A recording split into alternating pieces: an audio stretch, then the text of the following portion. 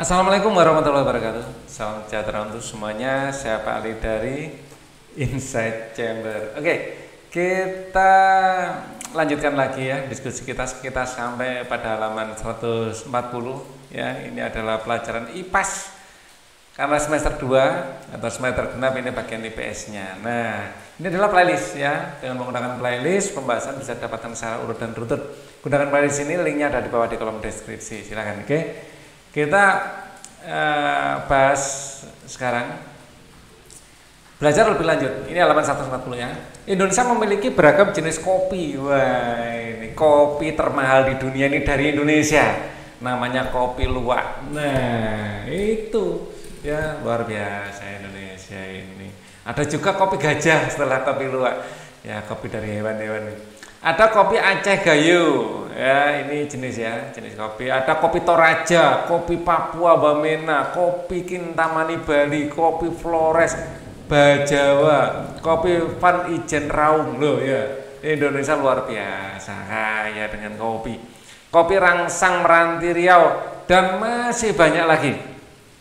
Hal-hal yang paling luar biasa ya, kopi dari Aceh hingga Papua memiliki karakteristik dan cita rasa yang berbeda-beda. Nah ini ya, bahkan ada Pak Ali lihat tayangan itu kopi ini, kopi tapi bukan dari kopi dari biji salak. Indonesia ini penelitian tentang kopi ya. Bagaimana bisa? Ternyata ini dipengaruhi oleh dari tanah serta ketinggian tempat kopi tersebut ditanam. Indonesia ini iklimnya komplit, dan iklimnya ini kan tropis ya, ada matahari sepanjang tahun. Jadi produksi kopi bisa sip jos gandos. Tidak hanya tumbuhan, ternyata beberapa hewan pun memiliki lingkungan-lingkungan tertentu untuk tumbuh dan berkembang. Biak. Nah, itu sebabnya di beberapa daerah kita mudah menemukan ikan mas, tapi di daerahnya kita hanya menemukan ikan bandeng. Lain lubuk, lain ilalang, lain ladang, lain ilalang, lain lubuk, lain ikannya. Nah, Indonesia kaya sekali dengan spesies ikan, apalagi ikan laut. Nah, lalu bagaimana suatu daerah tetap menyediakan produk-produk yang tidak tersedia dari kekayaan alam daerahnya? Kita dapat mendatangkan yang kita butuhkan dari daerah lain loh. Nah, misalnya kita paling ini orang Jawa, pengen kopi Aceh, tinggal datangkan dari Aceh. Nah, gitu. Begitupun sebaliknya. Bahkan jika kita dapat mendatangkan dari luar negara Indonesia, begitu juga sebaliknya. Kita bisa impor. Ya, Indonesia ya, terutama orang Jawa ini hobinya makan apa? Tahu dan tempe. Ya, saking hobinya, produksi sendiri nggak mencukupi. Kita impor dari negara lain, gitu ya. Oke, memilih tantangan. Oleh karena khas daerah, pastinya memanfaatkan sumber daya alam daerah tersebut. Yuk cermati lebih dalam oleh-oleh khas daerah kalian. Loh, kalian ya, setiap daerah itu hampir semuanya memiliki makanan khas. Dan harus kita akui, makanan khas ini biasanya berasal dari budaya Cina, dan biasanya juga dikelola oleh keluarga keturunan. Nah, jadi ini adalah kekayaan kita juga ya. Jadi jangan bilang mereka itu bukan warga Indonesia ya, itu sisa-sisa feodalisme penjajahan. Mereka adalah saudara-saudara kita ya, dan harus kita hargai karya-karyanya ya. Karena semakin kesini Pak Ali melihat itu semakin kayak ada pihak-pihak tertentu yang ingin memecah belah, ingin mengadu domba. Nah, ini jangan seperti itu ya. Oleh-oleh khas pastinya memanfaatkan sumber daya alam. Tentukan oleh-oleh khas yang kalian ingin cari tahu, banyak ya. Kalau Pak Ali kan orang Jawa Timur ya, jadi pengetahuannya paling banyak ya Jawa Timur, Surabaya kayak gitu, Sidoarjo ini terasi, petis, nah gitu ya. Itu adalah khas sekali ya, makanan-makanan laut. Dan kalau Madiun ini terkenal dengan brem. Nah, apabila naik bis gitu ya, lewat Madiun masih brem. Nah, gitu. Setiap daerah itu punya ya. Bahkan setiap kabupaten ini memiliki ya. Kalau Kediri, Kabupaten Kediri yang terkenal pasti Tahu takwa. Cari informasi seperti bahan apa saja yang terkandung dalam produk tersebut, bahan yang berasal dari kekayaan alam daerah kalian, bahan apakah yang didatangkan dari daerah lainnya, cara pengolahan ya. Kalian dapat mencari tahu melalui buku, internet atau wawancara. Presentasikan hasil tantangan kalian kepada teman guru kalian. Ya, ini Pak Ali sudah mempersiapkan. Karena sekarang Pak Ali tinggal di Kediri. Nah, ini yang Pak Ali persiapkan. Ini adalah tahu takwa ya. Ini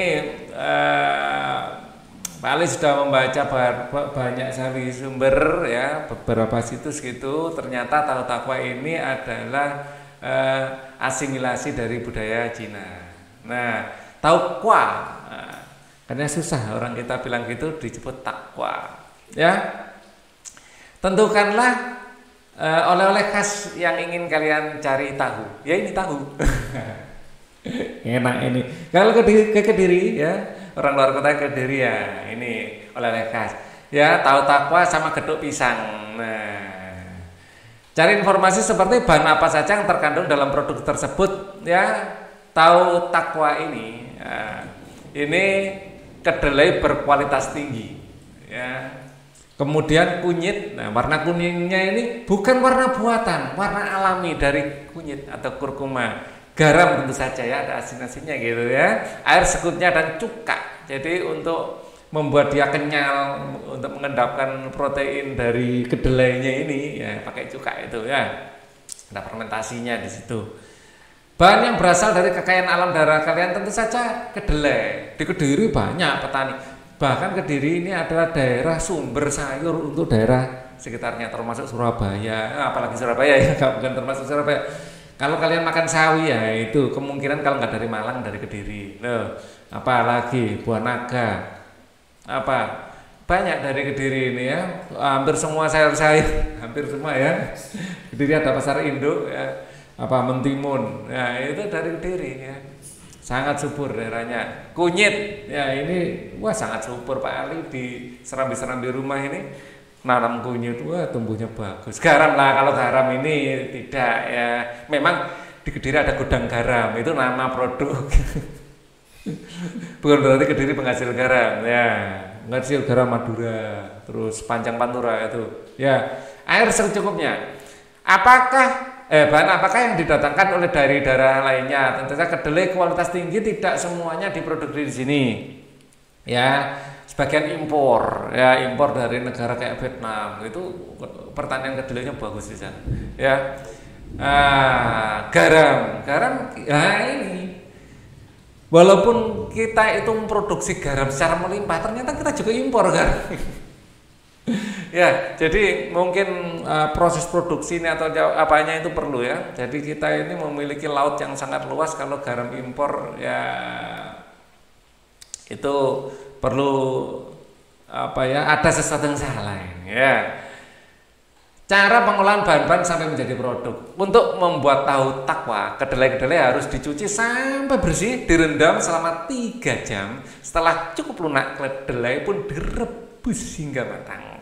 Proses perebusannya pun menggunakan cara tradisional. Banyak sekali cara-cara tradisional yang masih kita jaga ya. Tentu saja modernisasi juga akan penting ya. Yaitu menggunakan kayu bakar. Hal ini untuk menghasilkan aroma tahu yang sedap. Nah ini kalau sudah cita rasa ini kalau kita menggunakan LPG atau menggunakan bahan bakar lain, apalagi bahan bakar minyak lah, ini malah baunya nggak sedap ya. Tingkat kematangan yang pas tahun selanjutnya adalah hasil rebusan kedelai ini diberi zat asam ya, cuka ya, untuk memisahkan antara sari kedelai dan kadar airnya, untuk mengendapkannya. Ini kedelai yang tadi gambar ini sudah direbus dan sudah dicuci bersih, terus dihilangkan kulitnya ya. Kemudian ini adalah sekilas tunggunya ya, jadi tradisional banget, tapi aromanya luar biasa. Sate kedelai yang teksturnya lembut pun dimasukkan ke dalam cetakan yang sudah diberi kain, kemudian dilakukan proses pengepresan. Setelah pencetakan berhasil, lalu dipotong dan direbus lagi menggunakan pewarna alami, ya, yaitu kunyit tadi ya, garam dan bunga pekak kering. Lah ini salah satu rahasia kesedapan dari tahu takwa ini adalah bunga pekak kering. Ya. Karena Pak Ali sudah sampaikan, bukan rahasia lagi sekarang ya. Oke. Nah, bunga pekak kering yang menjadi kunci kelezatan dari tahu takwa, di mana bunga pekak menghasilkan aroma yang wangi. Lalu setelah kuning mengapung, tahu pun sudah matang dan bisa diangkat, didinginkan di suhu ruang sebelum dikemas. Nah, ini salah satu makanan andalan dari Kediri selain gedhuk pisang. Gedhuk pisang ini juga merupakan andalan ya, oleh-oleh khas. Kalian dapat mencari tahu melalui buku, internet atau wawancara ya. Presentasikan hasil tantangan kalian kepada teman guru kalian. Jadi kalian presentasikan ya. Kalian cari produk di daerah kalian. Misalnya Lamongan, mungkin makanan khasnya soto Lamongan. Nah, gitu ya. Tapi soto Lamongan tidak bisa untuk oleh-oleh ya. Ini mungkin wingko. Nah, wingko Lamongan, babat. Nah, kalau Ambon BK ya mungkin ya, BK Ambon. Nah, oke. Apa yang sudah aku pelajari? Potensi kekayaan alam dari subdaerah tergantung pada bentang alamnya. Karena di sini Kediri ini adalah penghasil kedelai ya, daerah penghasil pertanian. Akhirnya masakan khasnya atau andalannya adalah gedhuk. Tahu. Juga gedhuk pisang tadi, karena di sini cocok untuk bertanam pisang. Ada Gunung Kelut yang setiap periode tertentu menyemburkan ini material vulkanik yang sangat subur. Suatu daerah dapat mendatangkan kekayaan alam dari daerah lain untuk memenuhi kebutuhan daerah lainnya. Iya, kayak tadi. Kalau hanya mengharapkan kedelai dari Kediri saja, ya kadang-kadang tidak cukup, apalagi sedang tidak masa panen. Ya, jadi impor, ya, atau impor dari daerah beli dari daerah lain, ya. Penghasil kedelai bukan hanya Kediri, banyak daerah lain penghasil kedelai. Kita lanjutkan. Pengelolaan kekayaan alam yang bijak dapat membantu mempertahankan keberadaannya hingga generasi berikutnya. Ini penting ya. Jadi kita ini mengambil kekayaan alam atau mengeksploitasi kekayaan alam itu harus terukur, harus benar-benar menganalisa dampaknya. Ya, kalau tidak, kalau sudah rusak nanti menyesal, ya kan? Oke, cukup sampai di sini dulu video ini ya. Kita nanti akan lanjutkan materi berikutnya di video selanjutnya. Thank you for watching. Wassalamualaikum warahmatullahi wabarakatuh.